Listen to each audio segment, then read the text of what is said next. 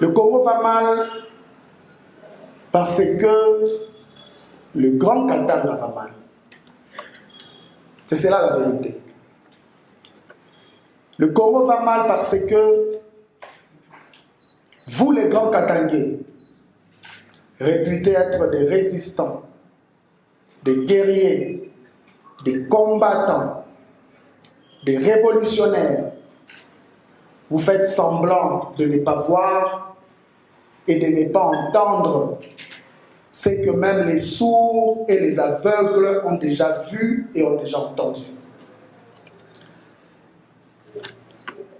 Les Katangais font semblant de ne pas voir qu'ils sont en réalité les premières victimes de la prédation, de l'intolérance, de la dictature, des insultes du régime en place.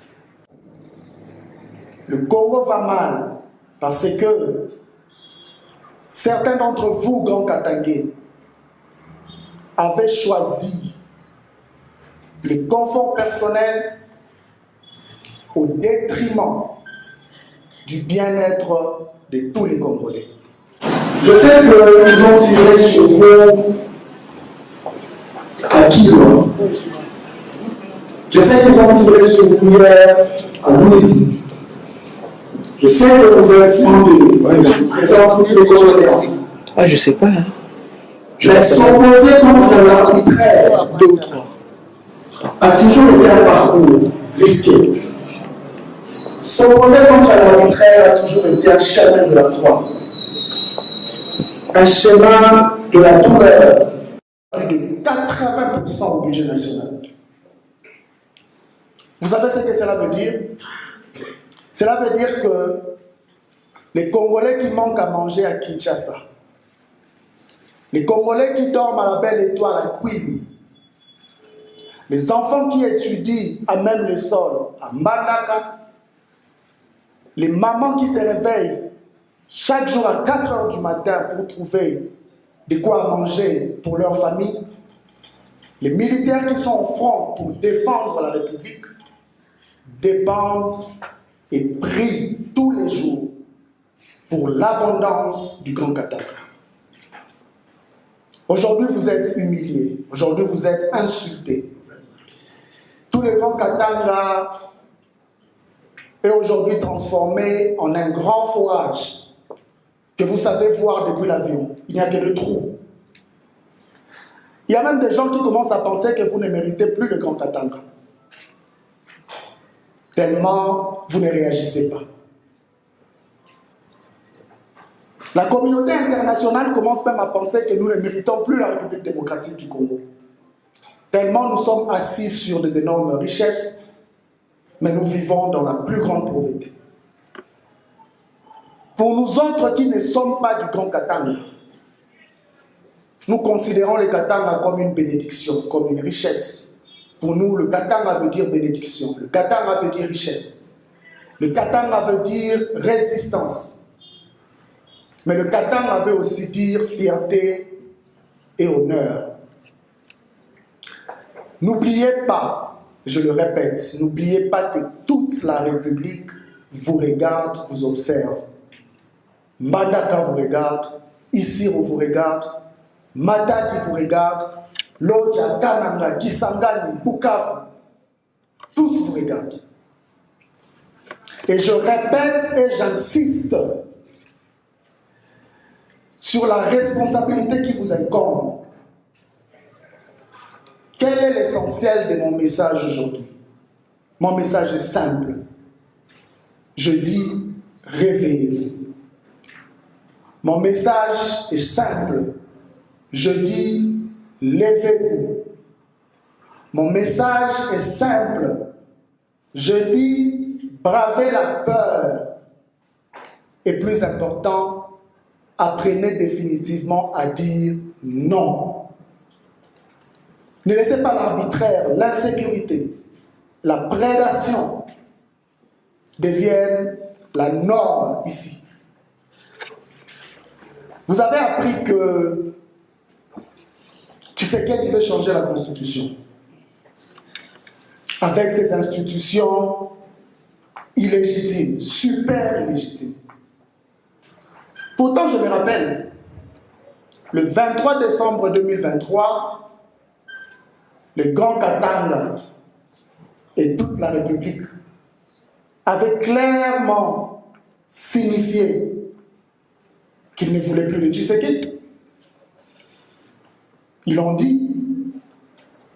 Le Katanga a plus de 87% n'a pas voté pour Tshisekedi. Après l'usurpation, qu'est-ce qu'ils disent aujourd'hui? Nous voulons le dialogue, nous voulons la cohésion nationale, mais la cohésion nationale et le dialogue avec des tricheurs. Il a triché, il a dit qu'il a obtenu 73%, il a dit que les 475 députés lui appartiennent, il a dit que les 26 gouverneurs appartiennent à l'Union sacrée. Au lieu de se contenter de ce qu'il a, il demande maintenant le dialogue et la cohésion nationale. Est-ce que nous avons réellement quelque chose à nous dire? À part lui rappeler en face que ce qui s'est passé le 23 décembre 2023 était de l'usurpation, du vol, de la tricherie que nous n'oublierons jamais. Est-ce que nous sommes prêts à faire le porte-à-porte pour dire à tous les grands Katangais que ça suffit? Oui. Est-ce que nous sommes prêts à prendre nos téléphones, à appeler tous les grands Katangais pour les préparer à la résistance? Sommes-nous prêts? Oui. Regardez vous-même la situation économique de notre pays. Regardez le dollar. Tshisekedi arrive au pouvoir. Le dollar est à 1200. Aujourd'hui, il est à 2850 francs congolais. Est-ce que nous avons encore besoin d'un schéma, d'un discours, d'un dessin pour dire que la situation économique s'est plus empirée? Est-ce qu'on a besoin d'un dessin pour ça? Non.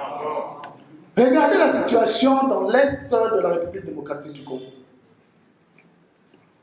Tshisekedi a trouvé 2 345 409 km². Aujourd'hui, plusieurs territoires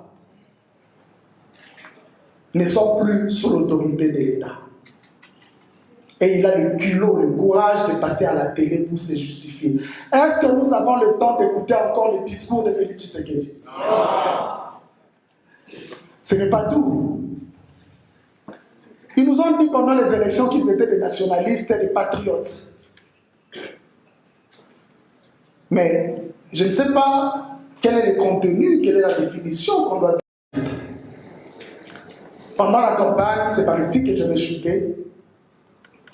J'ai eu l'opportunité de faire le tour du pays. J'ai parlé avec la maman de Bounia. J'ai parlé avec la maman de Lodja.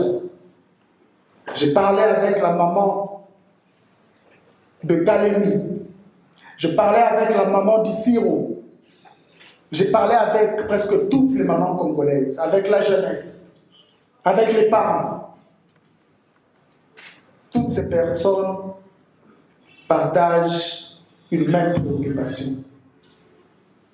La souffrance imposée par le régime actuel dépasse le niveau de souffrance peut-être accumulé depuis 1960. Et il est temps pour nous de les stopper. Notre présence ici, c'était pour voir l'archevêque et actuel président de la Synco, son éminence, Fulgence Mouteba, avec qui nous avons échangé.